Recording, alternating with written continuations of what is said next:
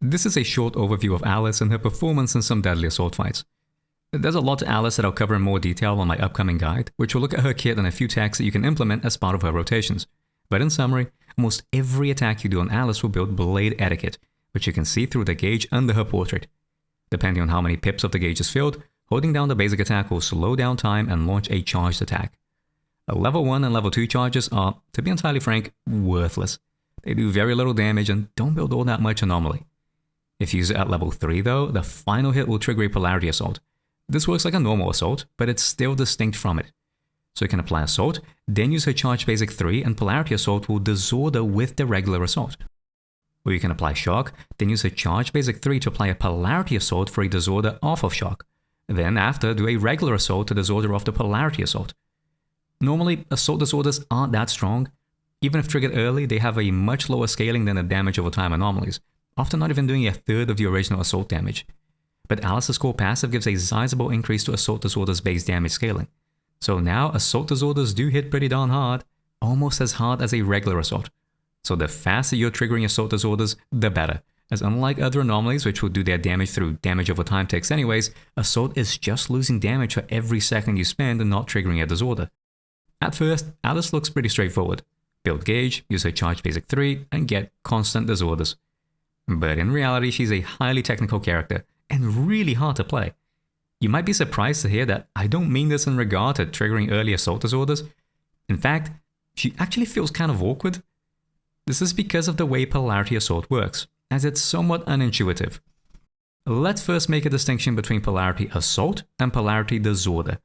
Yanagi triggers Polarity Disorder with her reaction automat, which is just a burst of damage and leads to no internal cooldowns whatsoever. So if you use her reacts and get a disorder, the Polarity Disorder that comes after isn't affected by any ICDs. Likewise, if you use her reacts and get a Polarity Disorder with it, that doesn't trigger disorder ICD for any anomalies that come after. Polarity Assault though is just like a normal assault. It applies an anomaly, and the disorders that it triggers are regular disorders. But the application of Polarity Assault does not care for any ICDs. It will always be applied, even if disorder ICD should be ticking. Which is good, as otherwise Alice's Charge Basic 3 would do absolutely nothing if it couldn't apply Polarity Assault due to disorder ICD. But because the disorders that it triggers are normal disorders, it still leads to a disorder ICD after it's applied, locking you out of any other anomalies after. Use Alice's Charge Basic 3 and you're just a little too slow on swapping to Yanagi for her ultimate? Sorry bud, but that's too bad. You get no shock. The Polarity Assault will have triggered the disorder and started the ICD. Same thing happens with Vivian, where if her ultimate beam isn't triggering corruption straight away, you're losing out on a lot of its buildup. So combos of Alice are a pain in the ass. If you happen to open with her Charge Basic 3, pray that your chains are fast enough, or else you're going to be stuck at 99% gauge for half of the stun period. This happens even with Alice herself. You frequently get into situations where you use Alice's Charge Basic 3 and apply Polarity Assault, but just about fall short of a regular assault. Since it triggers a disorder, this means you now can't apply Assault until 3 seconds are over. So you want to trigger a regular Assault first, then have Polarity Assault triggered to bypass the ICD. Thankfully, Alice's Charge Basic 3 will always apply regular Assault before Polarity Assault on its final hit. But it's only on its final hit. Unlike Miyabi, who can apply Frost halfway during her Charge Basic 3, Alice's application is limited to the very end. So if you Charge Basic 3 early, you end up getting too close to cap and lock yourself out of an Assault. But if you Charge Basic 3 too late, you're now grossly overcapping an anomaly buildup. Since you can swap out of Alice's Charge Basic 3, you also don't want to be spending time on Alice when you could be doing something productive on other characters. Sadly, Alice cannot trigger regular assaults without being the active character. So if you swap out of her Charge Basic 3, tough luck. You get the Polarity Assault, but no regular assault first, locking you out of anomaly triggers. It's for this reason that Yuzuha is very important for Alice. Not because of the buffs that she provides, and not because of the build-up bonuses either, but because she's a physical agent.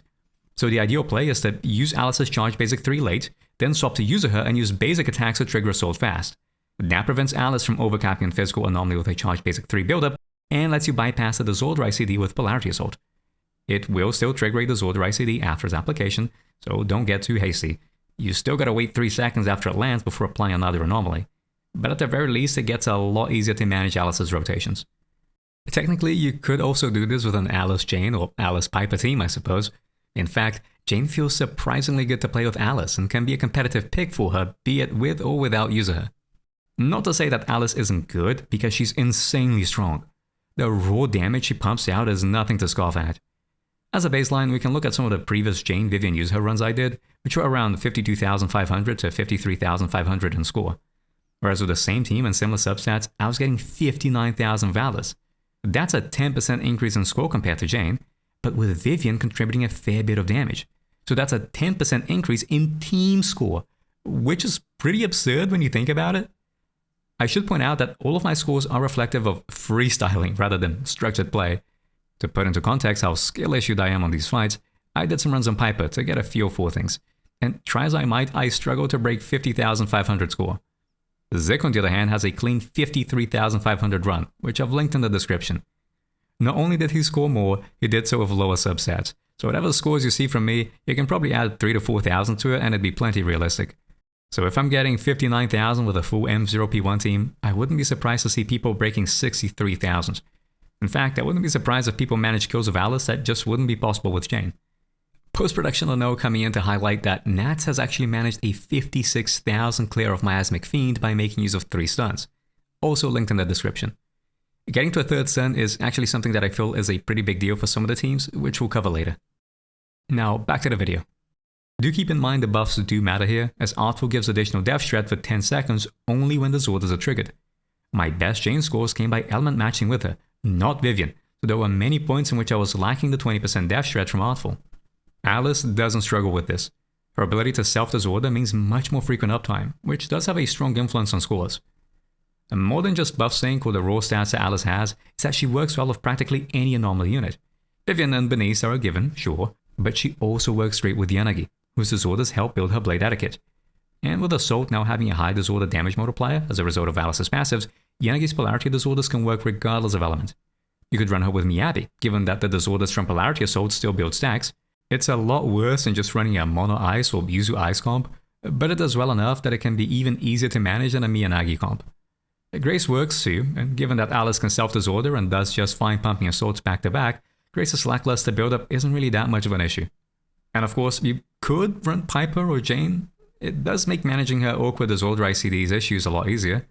Although I wouldn't recommend Piper specifically, Jane is very much capable of pushing high scores due to her passive, which allows for crits not only in regular assaults, but for polarity assaults too. Honestly, you could just run double supports. Alice Nicole Yuzuha is remarkably strong. And it's actually kind of fun. I'll come clean and say outright that I did not bother to optimize Alice runs all that much. Or at all, really. Having to work around the clunky implementation of her polarity assault means general anomaly teams just don't feel right. It's like playing triple anomaly comps. And just so that people aren't mistaking opinion for fact, this is just my opinion. More specifically, it's my taste. Prior to Yuzuha, I wasn't really all that gung-ho about anomaly teams anyhow. I'm absolutely certain working with polarity assault's disorder limitations is going to be the playstyle some people really vibe with. In fact, Alice can be a remarkably technical character, packing a high skill ceiling that reward those that can best weave her polarity assault in rotations. Waltzing around disorders and seamlessly squeezing every last bit of damage Alice has to offer will be a pleasure to watch. Unfortunately, you won't get that from me. Alice Nicole Yuzuha, though, feels like a variation on the tried and true wheelchair comp, though it's a little more familiar. And because I choose to element match Alice rather than Nicole, I don't really get many corruptions in the fight. Juggling only regular assaults with polarity assaults flows a lot nicer than pseudo triple anomaly. It's also a lot easier to perform with, I won't deny that. And that scores surprisingly well. I got 53,500 just by freestyling and having fun. Had my ultimate landed at the very end and the assault triggered an early disorder, that have been at the very least 54,500, maybe even over 55,000. From a cost perspective, I feel like Nicole and Yuzuha end up being Alice's best team. With just M2 Yuzuha, I was able to get a kill on Miasmic Fiend pretty easily. You could probably drop Yuzuha's signature and still get the kill without much trouble. An M1 kill with signature might be possible, but it wouldn't be as breezy. So there's a lot of potential on this comp, especially if well optimized. Kills would need some kind of limited mindscape, but even without them, it can sure as hell perform. Let's have a look at both the full M0 and the kill run to see how it goes. If you're interested in other comps though, just skip ahead.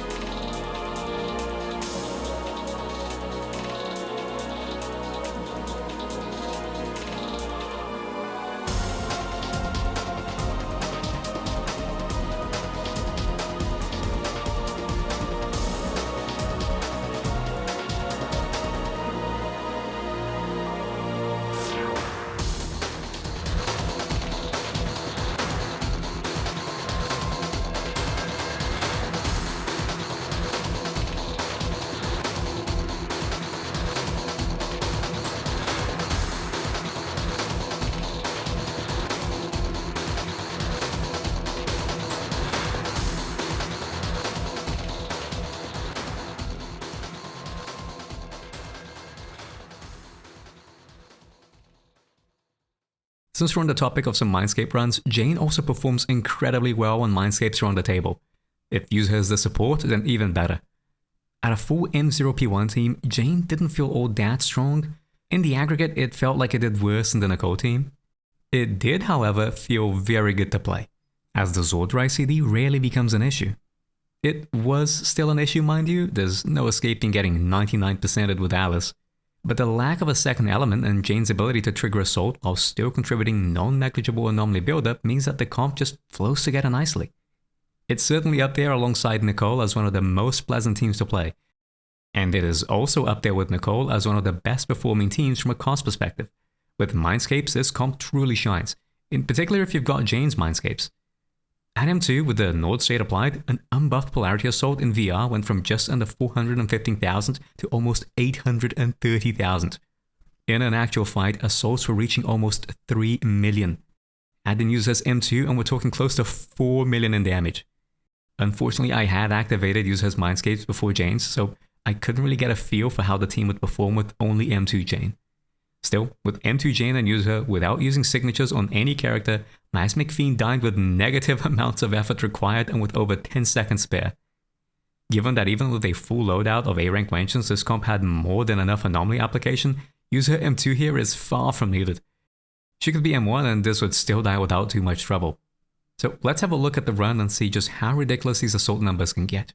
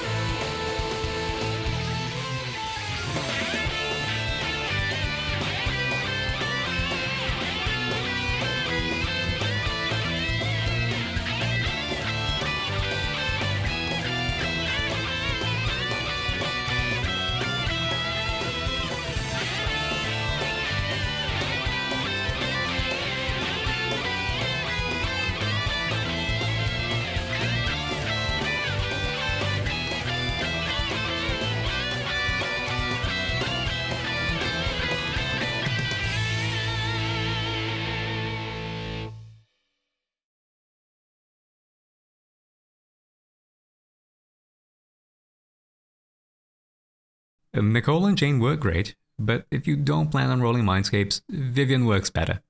As an anomaly agent, she pairs naturally with Alice, and Deadly Assault's boss lineup is just saturated with either weakness. Marionette, Regular Butcher, Notorious Butcher, Unknown Corruption Complex, and now Miasmic Fiend, the fight in which you'll likely be running Alice for.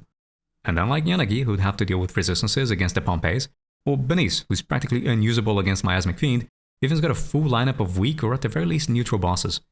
Although to be fair, either weakness doesn't matter all that much. After all, I've had much better scores element matching Alice over Vivian. Instead of 59,000, I was getting around 56,000 with Vivian matching. Granted, it does make the whole disorder ICD issues brought about by Polarity Assault a hell of a lot easier to manage, so it flows better, but also scores lower. This playstyle works particularly well with Vivian, because Polarity Assault triggers blooms just like any regular anomaly.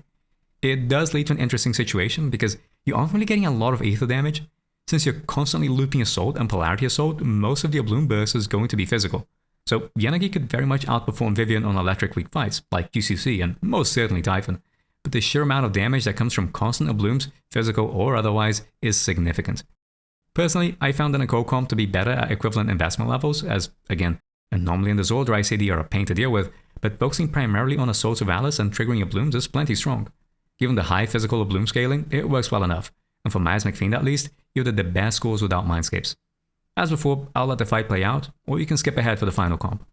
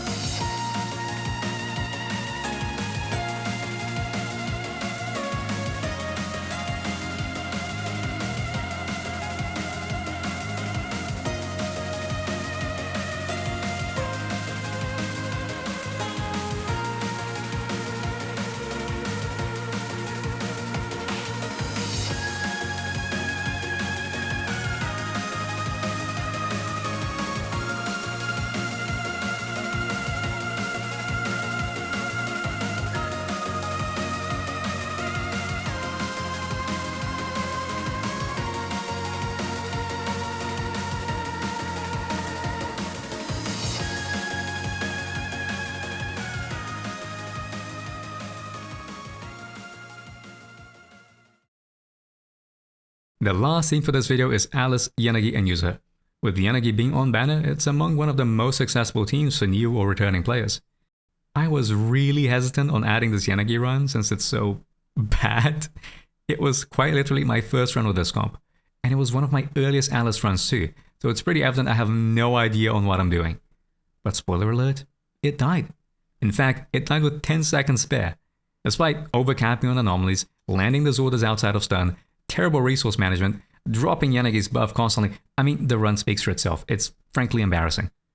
Even then, it still dies. Never mind 3,000 to 4,000 score, if Daze is optimized here for early stuns, this would die at least 10 or maybe even 15 seconds earlier. I wasn't able to lab against UCC as it wasn't on rotation, but given that Alice's raw damage output outside of anomalies is not half bad, it could mean Yanagi's issues with leg breaks may be remedied. Yanagi in general is just a pretty good all-around pick for Alice. Although I do feel Vivian outperforms in most fights, as soon as electric weakness is in the menu, Yanagi takes center stage. Granted, the buff is very strong for both Alice and Yanagi specifically. I have so much Decibel generation that I'm constantly overcapping. I'll be eager to see what people come up with when it hits in the future, because there's so much potential with proper resource management that will be sure to get some awe-inspiring kills. No such thing in this video though. It should, however, give a pretty good idea on the sheer power that Alice brings to a team. A run this scuffed, killing with this much time to spare, is a testament in and of itself.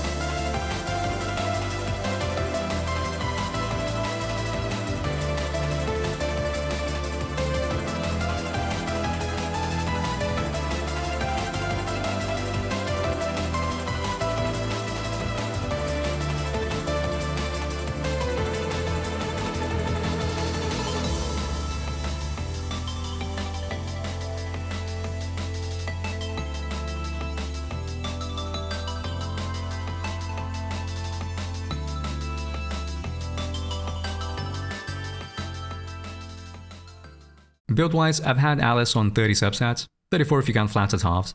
This is the same count as I had on Jane, so I could compare more accurately, although the individual stat distribution isn't exact. I find this to be a good standard for built anomaly units, with multiple players I'm familiar with having similar stats on live. In fact, many players in live have even better stats, where I see a lot of high-end kills back 32 to 33 substats, close to 38 with flats as halves. Anomaly proficiency on D4 is a given, and since Alice gets AP from Anomaly Mastery, we're running that. D5 though is quite flex. I've had the most success of attack on Alice. On paper, I believe this would normally be the weakest of the lot, especially with Alice's signature being an attack main stat. Still, buffs just saturate things so much that it gave me the best results. With 35% death shot from Artful, even more when running Nicole, pen percent was doing less damage than attack. Damage percent would normally be great, but we're getting 40% damage bonus from Artful, another 40% from Practice Perfection, Alice's Wenjin, then 15% from Yuzuha, then another 15 to 24% from Support Drive Discs, and another 45% from Fang Metal. Depending on Support Drive Disc uptime, it's anywhere between 140 to 164% damage bonus, so it's very saturated. Naturally, this would change with different buffs, but for now, it's what worked best. Set-wise, Fang Metal 4-piece is a no-brainer, but 2-piece is flex. You could run 2-piece buffer if using 10% D5, and a 2-piece freedom or chaos works fine too. Alice does get Anomaly proficiency from Anomaly Mastery, so Phaethon's is the all-around best bet. But if you don't really need the extra build-up, you do get 12 or 13 more Anomaly proficiency or freedom or chaos, so that's fine to use. Personally, with the amount of times I got the Zordra ICD because I was just a little short of an assault, it made it feel like Phaethon's was a necessity. But your mileage may vary. Vivian here has less subs in the Jane run, with 28 instead of 30 subs, but 32.5 if you count flats as halves, so roughly the same. I got quite lucky with Anomaly proficiency rolls, which goes a long way at enabling the assault-focused playstyle used in these runs. Her build is straightforward, your usual Anomaly proficiency D4, ether damage percent D5, and Anomaly mastery D6. Given she isn't getting element matched, she sure as hell needs that Anomaly mastery. 4-piece Phaethons with 2-piece chaos is standard, so nothing to write home about. Yanagi's at 27 subs, 31 if you count flats as halves. She's running a standard build, Anomaly proficiency, electric damage percent, and Anomaly mastery with 4-piece chaos jazz and 2-piece Phaethons. Yanagi would benefit more from 2-piece freedom, but I couldn't be asked to roll and just reuse Vivian's discs on her instead. Nicole is the least geared of all, with 25 subs and 30 if you count flats as halves. Her gearing isn't all that important as we're element matching Alice anyways, not like Nicole's corruption damage would be particularly strong. She's here for the Death Shred and, of course, Astral Voice, which is used as a 4-piece. 2-piece Phaethons is used to help build a bit more anomaly. Stat spread is Anomaly proficiency, ether damage percent, and energy regen. For the M2 kill run, I actually was using a 2-piece Shock Star instead. This is worse than Phaethon's Melody, but I thought about experimenting with trying to push for 3 stuns. On one of my first attempts with Nicole and M2 user, I had hit 3 stuns but couldn't capitalize on it, so I thought a 2-piece Shock Star would have been the difference. Turns out it wasn't even required, as it died easily without needing a 3rd stun anyways. But let it be known that this comp can hit 3 stuns on Miasmic Fiend, which I feel will be important for optimized runs. Next is Yuzuha, who has 2 builds. For Vivian and Yanagi team, she's rocking 28 subs, 32 if you count flats as halves. It's a 4-piece Swing Jazz and 2-piece Phaethons. Although I'm going to be entirely honest, Astral Voice would likely have worked out better if I managed it correctly, especially for Typhon, but I wasn't particularly motivated to optimize stun combos and route around uptime, so I went with a lazy option. 2-piece Phaethons is standard to meet your Anomaly Mastery goals with an Anomaly Proficiency, Attack Percent, and Anomaly Mastery spread. The second build was used on the Nicole and Jane runs, mostly for experimentation really, which has a total count of 26 subsets, 31.5 if you count flats as halves. Same main stats as before, but this time we're packing a 4-piece Protopunk. Normally I wouldn't recommend this outside of Piper or Grace teams, but Miasmic Fiend was being particularly aggressive, so I tried a few runs with it and it worked fine. Its performance was entirely dependent on how often Miasmic Fiend attacked and whether I could space out my parries appropriately, but surprisingly it didn't do too badly. Jane has 26 substats, 30.5 if you count flats as halves. Since Jane is contributing a pretty significant amount of anomaly buildup, you do want her to be as well geared as possible. But with so much buildup coming from Alice's charged and enhanced basics, I'd reserve the better discs for her over Jane. Set-wise is 4-piece Fang Metal and 2-piece Phaethons. Fang is obvious, and 2-piece Phaethons follow a similar line as Alice gearing. You can run other 2-piece sets, but, 99% or something. Jane is running Anomaly Proficiency D4, Physical Damage D5, and Attack Percent D6. Given the run was done without her or Alice's signature, and Jane gets a bunch of attack from Passion State already, Physical Damage percent was my pick. The comp, especially with M2 user, is grossly overdoing it on build-up anyways, so attack percent fits better on D6. Honestly, this main stat spread would likely have been best for Alice too, but I didn't want to reroll further. I should point out that Yuzuha and Alice both were using A-rank weapons in the run, as signatures would be overkill. Their discs remain the same though. The buff for Miasmic Fiend was Artful, which is 20% damage, 20% physical damage, 10% Death Shred after anomalies for 10 seconds, and an additional 25% Death Shred after disorders for 10 seconds, counted separately. As mentioned before, this is particularly good for Alice since her ability to self-disorder means it's almost always up and full, even on element matching physical, which really helps her pull out ahead of Jane. Yanagi though had a different buff lineup with Power Boost being used instead. That's 30% electric and physical damage and 8% combat attack and decibel generation whenever an anomaly is triggered, capping out at 32%. It's a pretty busted buff, if only for the decibel generation. It makes Sonata look underpowered, and I can see specific routes being made that only work with this buff. All in all, Alice is strong. Very strong. Her numbers don't lie, and a combination of readily available disorders, being a versatile pick for anomaly teams, and having the perfect element to bully the new boss means that she's a force to be reckoned with. At the same time, she has both a boss and a buff that's tailored specifically to her, and the questionable implementation of her Polarity Assault's ICD triggers can make her feel awkward and unwieldy, where players will really need to sit down and think about how to accommodate her unique abilities with the fundamental mechanics of the game. In a way, Alice is very true to her prim and proper character. If Ishuan is all about breaking the game's mechanics, Alice is one that thoroughly respects them, and how well you perform with her will come down to how well you work within the constraints of the anomaly system. There's a lot more quirks to her, like double dodging, that can be helpful in making her shine brighter. I'll be covering that and much more in my upcoming Alice guide, so do like, share, subscribe, and ring the bell to be notified for when it drops. I've got more videos coming. Thank you all for watching, and I'll see you next time.